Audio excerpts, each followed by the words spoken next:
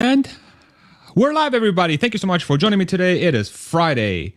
I almost said May, October 13th. I don't know what's wrong with me today or the last few days. 1:30 p.m. Central. Happy Friday. I hope you're having as good of a week as you can, and I'm hoping you also have a great weekend coming up here. I want to review some of the latest news that just came out of the trucking industry. There's been a test of the Tesla Semi, which is an electric semi truck that can go about 500 miles on a charge, and it can pull at a total gross weight of 82,000 pounds, basically the same as a typical Class 8 diesel truck. They've compared that to a bunch of other electric trucks as well. And some of the numbers that are coming out from a study across multiple companies in different places is pretty shocking. And I really want to get you up to speed on that. So let me go ahead and show a couple things here from the article. This is from Automotive News. Tesla Semi outperforms rivals in real-world tests. The electric Tesla Semi demonstrated its initial performance advantages in range and charging efficiency. I want to show you a couple excerpts before I start giving you my thoughts. One PepsiCo Tesla traveled 1,076 miles in a single day with three relatively brief 750 kilowatt hour or kilowatt fast charging stints, basically a charging stop while it's working or while it's loading the truck or something like that, maybe just stopping while they're using the bathroom or whatever. That brought the batteries charged to roughly 47%, then 89%, and then 52%. The company said 60% of the miles driven over the 18 days were with a gross vehicle weight, which includes freight, of more than 70,000 pounds. That is near 82,000 pound limit for zero emission semi tractor trailer combos and a weight typical of the logistics industry. Now, what's very interesting about that piece of information is that it's been long thought that electric vehicles or electric trucks in particular wouldn't be useful in use cases like trucking. So the big thing has been, diesel trucks and diesel engines are the only ones that can go long distances. Electric trucks are basically breaking the laws of physics. They're not going to be usable. But in this specific example, Pepsi was able to operate a single truck for over 1,000 miles in a single day. Now, of course, this is going to be in local deliveries because the battery is capped at 500 miles. But a significant percentage of the trucking industry is done in local deliveries outside of long distance travels, like with a team truck or something like that going across the country between California and New York. So what's interesting about this study is that there is a use case for electric trucks, and it seems to be panning out extremely well specifically for Tesla. I want to show you a chart as well that Automotive News put together. So this is comparing a bunch of different, let's call them alternative fuel trucks or semi-trucks that they used across different studies. You have the Tesla Semi, which is used by PepsiCo, and these are all the reds. I don't know if you can see it, but there's like lines here. There's bands. Each one of these is a specific truck from PepsiCo, a Tesla Semi. This is another one, and this is another one. And then if you go across, then that's which day the truck operated in. And then if you look up and down, it's how many miles that truck traveled that day.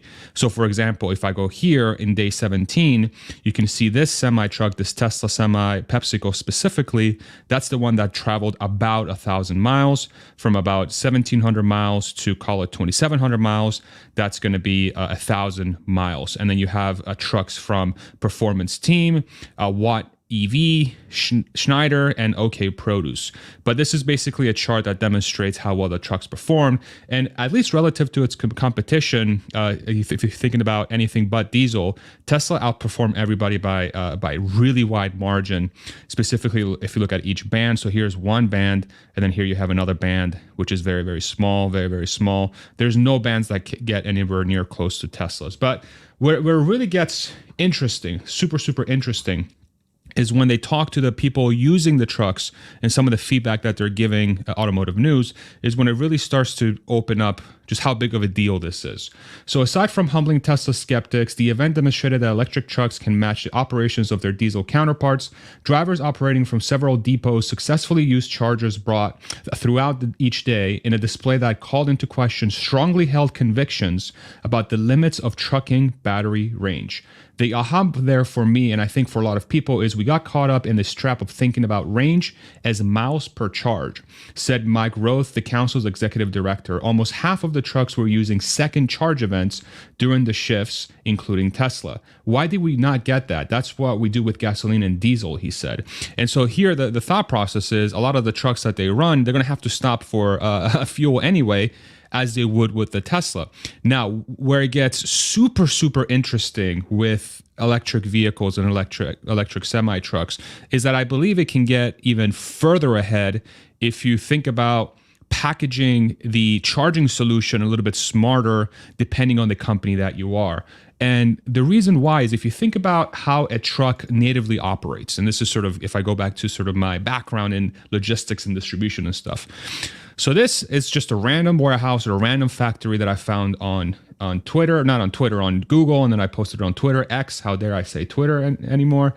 And then here are the dock doors, which is basically where the truck arrives and they open the door, and then the truck either has carried stuff for the warehouse or factory to take in, or it gets loaded up through that door. And then you have a bunch of trailers here sitting, waiting for the product to either be put in the truck or waiting for the truck to be offloaded. What's typical about this process is that a tractor trailer typically sits at those doors on a good day, anywhere between 45 minutes to an hour and a half. It takes to offload the trailer and then ideally fill it back up with something else or just doing one motion. It takes about 45 minutes to an hour and a half.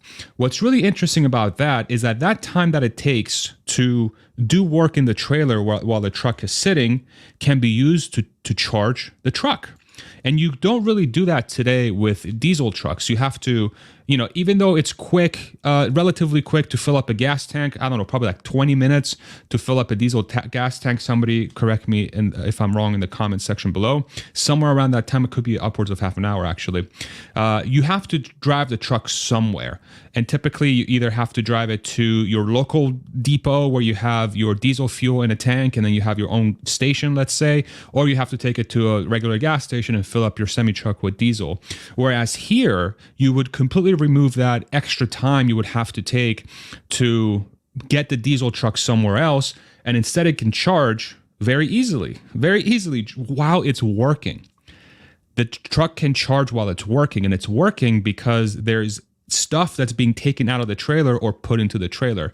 This is something that's going to be, I've never seen it done with diesel trucks, probably because it's quite expensive to put in a tank and run all that, piping and stuff through the all this infrastructure that they've built here. Whereas running a wire to each one of these stations, let's say, and you put like a charger here or somewhere that you can run maybe you can put it here and you have a cord that runs here. I'm sure there's easier ways to figure that out than a freaking diesel solution. Then you can implement a very similar thing as you would with a regular charger with, say, a car. So that's really, really cool to think about. And it really highlights another step that electric semis can take. Now, really the game-changing thing here, and let me move myself to the side so you can see all the numbers. What I've done is I've sat down and I calculated roughly how much it would cost to charge that semi versus its competing diesel truck. And I think now we have real numbers that say if you're a company that uses Class 8 trucks specifically, these trucks that can carry 80,000, 82,000 pound gross, it seems like an electric truck, specifically from Tesla in this case, could very much be super beneficial for you long term if you're in the business of delivering and receiving stuff. Now, I put together the efficiency numbers and the cost of electricity for the Tesla Semi, and the same thing for a diesel truck. So for this number, I used 2.25 kilowatt hours per mile, which is the efficiency of a Tesla Semi.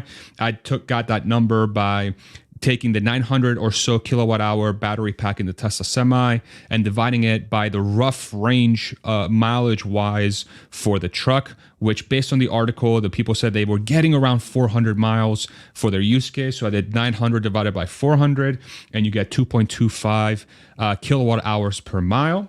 Then I used 14 cents per kilowatt hour, which is probably a little bit on the high side for these folks because they'll probably get it at a discount if I were to guess, but I just assume the average cost of electricity in the United States. Then I applied it to the distance that semi truck traveled that day. And then the electricity cost to run that semi would be around $340 for that specific day for that semi. And if I did the same exact thing for a typical diesel truck, let's say, they get around 5 to 10 miles per gallon. It's kind of hard to hone in exactly how much they get. It's heavily dictated on sort of the environment that they're in and how much weight they're pulling, just as an electric car, electric truck rather. But I went slightly above, and I said, you know what? Let's call it 8 instead of 7.5. And then I assumed $4 per gallon of diesel, which is actually significantly lower. It's about 20% lower than the national average. And here I'm assuming that they're getting, again, a discount if they're fueling at their depot, which is going to make these numbers more favorable for the diesel truck than the electric truck in this case. Same exact thing, 1,076 miles. And then the daily fuel costs for that diesel truck for running that 1,076 distance route would be $538, which means that you would get about $200 of savings per day if you were to operate this Tesla Semi in the same exact setting as the diesel truck. And then if you extrapolate that over, say, a year, say in a perfect world, you're able to operate this thing 1,076 miles per day with max capacity, max utility, and you're able to run that truck regardless of who's driving it that day, the full year, 365 days a year, because you really want to utilize your equipment just like a freaking airplane, right? You don't want airplane sitting idle. Then if you're able to maximally use the capacity of your truck, you get a 1 year savings. Just in the first year, you would save roughly $72,500 just in fuel. And we're not talking about maintenance that's likely lower in an electric truck because you don't have a ton of moving parts like you would with a diesel truck, and potentially safety as well because of some of the self-driving features and some of the safety sort of features that a typical Tesla has. So just a lot to think through. I think the news from Automotive News is just really interesting because it really highlights just how, in my opinion, this is a really big deal. It is a really big deal. And there have been people tracking this as well from different sources. I know Rob from Tesla Daily has done different studies, and he's really highlighted the stuff from PepsiCo as well, from the Tesla Semi. But it's kind of wild. So yeah, let me know what you guys think in the comment section below. If you're joining us live, we'll pull up a couple comments. We'll make this into a little bit of a discussion. And if you're joining us on recording, welcome. You missed the live, but I'm glad you caught us a little bit later. So I really appreciate you. Do we have a weight for the truck yet? We do not. But if they were able to run with 70,000 pound gross, on a typical setting, PepsiCo, and they really didn't have to change anything as far as running the routes, then to me, the weight of the truck is probably not super important within the scope of most use cases. You would think PepsiCo, their trailers are filled with drinks. It's filled with, Pepsi bottles and stuff and soda bottles. Liquid's pretty heavy. So if they're able to leverage that for that type of use case, then I would think the truck is probably very good for, say, 80% of local deliveries. And I believe local delivery type trucking, correct me in the comment section if I'm wrong, somewhere around 40 to 60% of the total trucking industry. But I could be 100% wrong there. It's just, I'm trying to remember where I got that number from. But do let me know if you know that in the comment section below. What do you think of the Edison logging truck from Sandy's interview? I haven't had a chance to check that out yet. I'll make sure I do, Alex. Let me know what you think of that truck. I think the overarching theme here with this article is that electric semi-trucks are super viable. I think that there is a long-standing notion that electric vehicles for heavy-duty applications are completely useless, but it looks like the data says that they're very useful for a lot of use cases. Bill Gates is in shambles right now. Some of you might get that joke, but it's obvious. And so if you think about that, and you extrapolate it down to the Cybertruck, let's say, which is a pickup truck, if the semi truck is this useful for Class 8 trucking, one would think that the Cybertruck is going to be quite useful for your typical trucking, like pickup truck use cases, that instead of using a diesel truck or a gas truck, you can now use an electric truck. In this specific case, a Tesla Cybertruck. So yeah, kind of wild stuff. What is the estimated lifespan of the drivetrain, battery, and motors? Great question, Drew. I know Tesla's goal with the latest drivetrain and battery technology is to get to 1 million miles. which I believe is sort of where the semi trucks are at. The diesel trucks, they're probably rated somewhere between 1 to 2 miles, 1 to 2 million miles. Correct me if I'm wrong, but they're designed to last a really long time. And you would think if you're driving 100,000 miles a year in a Class 8 truck, probably a little bit more, then the life of that truck is probably, let's say, at the very least, is going to be 8 to 10 years. And if you're getting, $72,000 of fuel savings per year, in theory, you'd be able to pay that truck back in frickin' 3, 4, 5 years. So at that point, even if the truck lasts you, say, 20% or 30% less than a gas or diesel truck, it's still going to be cheaper to replace them.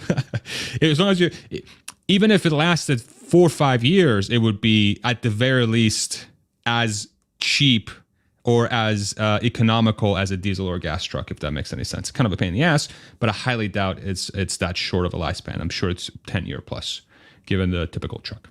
So kind of wild stuff. Kind of wild stuff. The Edison truck typically pulls logs from the hills down to the mill in the valley, so it doesn't need fuel. That's dope. That's a very, very smart idea. Engineering. Engineering. Elon, if you're watching, please, I'm begging you, no bad news on the 19th. Tesla earnings are coming up. So I thought it was the 18th. Yeah, the 18th. There's an electric monster dumpster in Sweden that works at a mine that doesn't need to be charged because the battery gets recharged as it comes down the hill. That's super dope. Yeah, the log-in truck. That's awesome. That's a brilliant idea. How do you get it? Oh, because it drives up empty and it dries down with weight, and that additional weight, I'm guessing, is what it's additional. What is it? Just inertia? What's it?